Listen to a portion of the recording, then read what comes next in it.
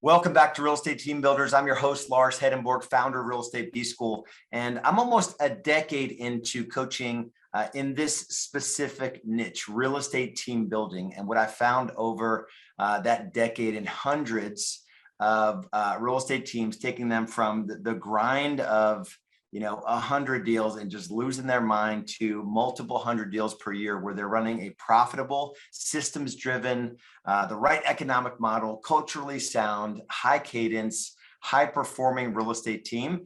I've found that a lot of the real estate teams out there are driven by egos, and it's all these big top line numbers, and nobody really knows what profits look like or how many hours those team leaders are working and how much stress they're enduring. So I believe if you want to profitably scale your real estate team without working crazy hours, enduring unhealthy levels of stress, or coming up short at home, then thinking like a business owner, building sustainable systems, and empowering your team are absolute musts. And on the podcast, you will not find any smoke and mirrors or hype, just the real world tools, systems, and strategies that are working. So if you're struggling to sort of build this business and scale a real estate business and succeed in the areas of life that matter most, you are in the right place. And today's episode, I'm going to dive deep into, we did a podcast with John Mikish, who is running his real estate team from Bozeman, Montana, and his real estate team is here in my market, Charlotte, North Carolina. We had the pleasure of working together for 3 years, where he came in, just like I said, that 100 deal or so mark where it was consuming him. He was in production, running the team, managing overhead, spending a lot of money on leads, and he built this into a business that now runs itself. He's 90 minutes a week time he spends in that business. So we got into agent accountability. He spoke about the 7 things that he tracks. How do you structure a weekly accountability meeting with your agents, and what do those one-on-ones look like? And it's definitely worth going back and consuming that entire episode. Today, I want to spend a little bit of time on what I call accountability is love. And I want to go into the mindset and the nuts and bolts implementation of accountability in your real estate team. So the first thing I want to talk about is personal leadership. We covered this a little bit with Chris Craddock, which was a couple episodes ago. Personal leadership, and are you showing up yourself as someone that is willing to be held accountable? And a lot of times we build these businesses on the base of having enough discipline and holding ourselves accountable to the point where we can generate 50, 60 sides, and then we need to hire an admin and bring in a buyer agent so we can get out of the buyer side. But just check yourself on, no matter where you are in the real estate team building journey, are you still engaged at the level that's appropriate for you? And before I forget, I do want you to grab a copy of the Real Estate Business Growth Navigator. I actually detail all the 6 stages of growth to go from starting in the business to becoming a true owner, which is the 6th stage of real estate business growth, which we call the own stage. So I refer to that quite a bit here in the podcast, so it's worth grabbing a copy of that. It's realestatebusinessgrowth.com, realestatebusinessgrowth.com. So, and it's this trajectory of, I do it, we do it, and they do it. And the mistake I see a lot of times as a team leader, or let's say a real estate agent gets busy enough where they start building a team, they go from I do it to they do it in terms of the necessary tasks that a real estate agent must do to be successful. And it's centered around new business development. And that's no different if you're a solo agent, you want to be massively successful, or if you've scaled a real estate team. Right? I see a lot of team leaders step out of that cadence of tracking set, met, signed, and meaningful contacts, and all of the data that really matters, that John went deep into all of those metrics. So really check yourself. Have you skipped the step of being in that cadence of accountability? And the accountability is 80% there are some cultural things that we need to hold our agents accountable to and our team members accountable to. For the most part, this is new business development and lead follow-up. And the activities of a sales organization are centered around sales and the activities to generate new business, consults, and to sit down with buyers and sellers for the first time. So personal leadership. The second thing I want to cover a little bit here is mindset. What's the mindset required for you to go from, let's say you have a small real estate team and you're still eyeballs deep in production. Now you have overhead and you have people and administrators, salespeople and administrators that are sort of clamoring for your time. What's the mindset that you have toward your business? And I want to talk about specifically a mindset of systems. When it comes to accountability, you need to have a mindset that, and this is what we teach in Real Estate B School, is that your business is a system of systems, but accountability is simply a system. And so let's take the example of, you haven't hired your first agent yet, and it's just you. You need to understand and build the system around accountability. So even though you don't have that first agent on your team, you better make sure that you have the systems in place, whether it's how you time block or how you track your numbers or how you take care of your database or your lead follow-up system or whatever the system is, that needs to be so strong.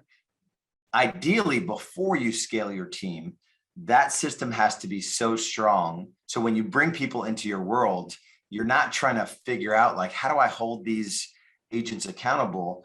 You never held yourself accountable. You never actually took time to build the system. So you had clarity on how to best coach agents, right? John covered that. Like, the only way to coach anyone is to know where they're spending their time. And the only way to know where they're spending their time is to have actual data to show you where they spent their time and how successful they are. And so build this system, have a mindset that your business is a system of systems, and then the system does the heavy lifting. So when you bring someone onto your team, you must set proper expectations in terms of the amount of time and what's required to succeed in this business. A lot of times we see team leaders that they think accountability like I can't ask my agents to time block. I can't ask them to track their numbers. I can't, it feels uncomfortable for me. They will fail in real estate if you don't teach them these things. And then you can say, well, I didn't really do it. I'm 20 years in the business and I got to the point where, yeah, but you're 20 years in the business. It's unlikely someone joining your team has 20 years in the business and they get business just from their database, even if you're not working your database properly, right? So proper expectations, the system is built, you have proper expectations. And then it's not all that complicated. And then when you bring someone onto your team, you can see real quickly if they're going to be able to do the things necessary to be successful. The mistakes I see most often, and I covered a little bit here in the beginning, is that you'll have a very successful top agent start a team and they hire their administrator. Typically they'll have an administrator, but then they hire, 2 or 3 buyer agents. And those buyer agents are more like, that visual of the baby bird in the nest, where they're just they put their heads up and they're kind of waiting to be fed. And that level of dysfunction permeates throughout the business growth journey, where you can have a big business, yet it's marginally profitable. There's no tracking in place.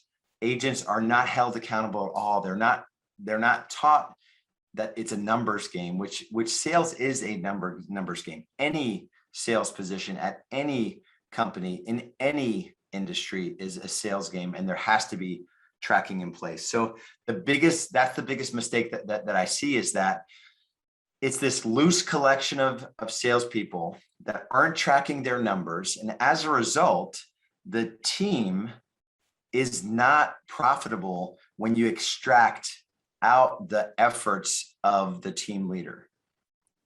And even the business that team leader hands out. If you take that away from the business, you'll see that there's not a lot of money being made.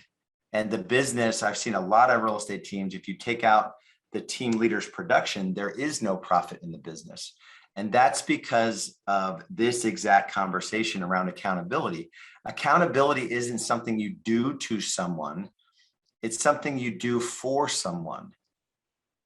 High achieving people, and salespeople in particular, they need accountability. They are desperate for accountability. Take the analogy of a coach. There's that visual, you may have seen it, of Michael. I think there's one of Larry Bird, there's one of Charles Barkley, there's one of Michael Jordan, all these guys that were like the top of their game in their sport. And then you can see them, 15, 20 years after, they're, 50 pounds overweight, they have a big gut, and they're not being pushed at the level that they were when they were in the game, right? Sales, when you're in the game of sales, you need someone there to, of course, encourage you and come alongside you when you're having some tough times. Most of the effort, though, in terms of what we provide to people that come onto our team, is that of a high level coach. And it's, hey, these are the rules of the game to perform in this industry, real estate sales. These are the expectations, and that happens before they start your team. These are the metrics we need to track. Here's the tool we use to track them. Here's how we report them. And here's the cadence that here's how we time block our calendar. And here's the cadence that we follow to stay in touch, and for me to see if you're on track or off track with the goals that we're going to set with each other. And that's the whole thing right there. So many team leaders are afraid to have those conversations and enter into this relationship where you're basically asking someone, do I have permission to hold you accountable to the goals we're going to set together, right? Are you sitting down with your agents and actually setting goals together? Hey, if you want to take home $150,000 here, and we have a system in place, an agent achievement system in place at Real Estate B School that we teach our team leaders. Basically, you're sitting down with your agents when they start on the team, but also every year to go from where they want to be financially and break that down into what activities needs to happen if they're on the team, you can see their historical conversion rates. If they're new to the team, you can have an idea of how many conversations, meaningful conversations, turn into a buyer consult, how many of those buyer consults actually show up and how many they sign. You can base that on actual data. And if you don't have that data, you're not even in the game of being a high performing real estate team. You're just not in the game if you're not managing the business by data and holding your salespeople accountable. And once you get permission to hold them accountable, it's a different level. It's a different relationship, and this is a good question when you're starting a relationship with an agent is, on a scale of 1 to 10, a couple things. 1, you're not serious about your goals. 10, you'll do anything that you need to do to achieve your goals. Where are you on that spectrum? Okay, you're a 9. If they're like a 7 or less, you have to ask them, what would it do to take to get you to a 10? The follow-up question is that on a scale of 1 to 10, 1, you're not comfortable with accountability.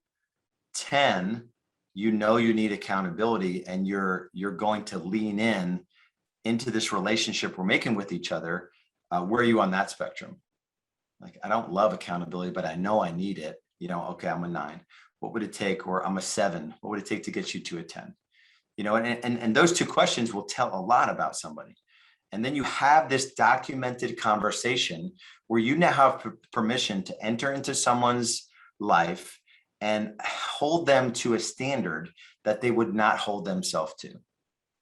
And it's not a complicated conversation. That's the whole conversation. That's the script for it right there.